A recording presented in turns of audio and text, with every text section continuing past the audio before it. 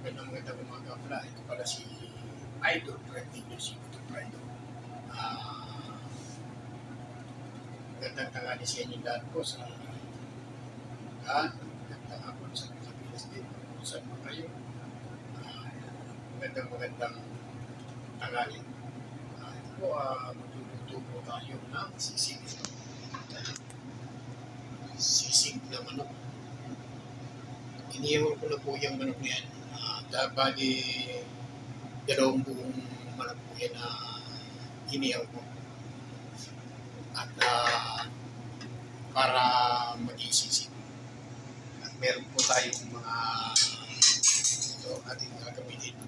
Sili, tsaka lemon. Kasi, at meron po tayo sibuyas na puti. Ayan, magandang gamitin natin. Mamaya, tingnan niyo po pagkagawa ko sa sisig. Sige po.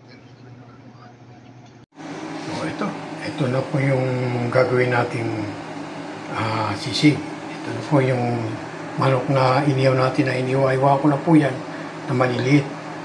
At meron po tayong mayonnaise. Meron tayong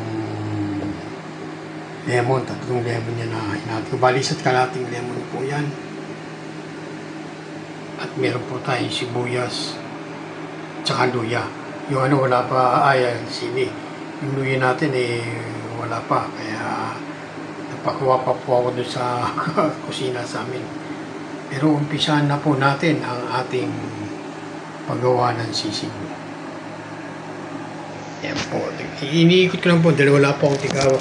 Kaya simula na po natin.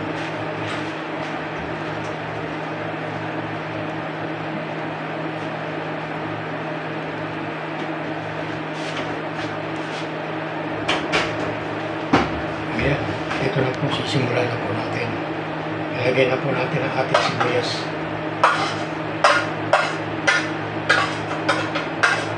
At sili.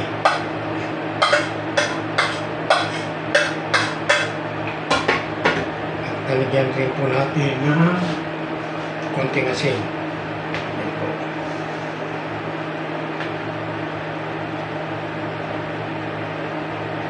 Ayan, konti lang po lalagyan natin asin. At haluin muna natin.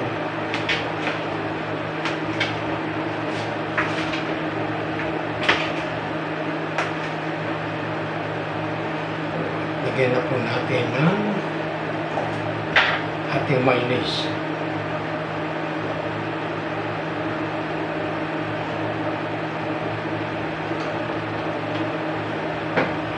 Haluin lang po natin yan. At lagyan natin muna ng lemon.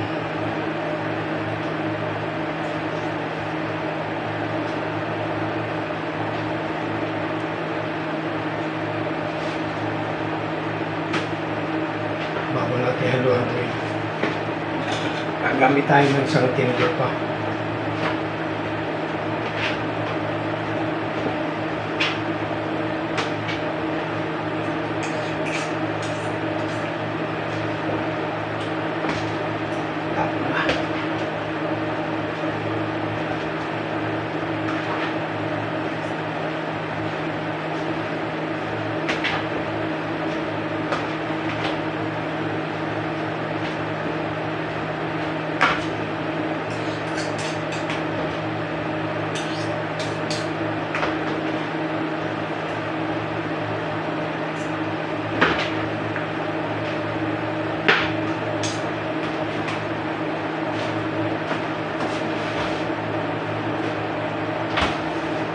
Lalagyan po natin isang itlog.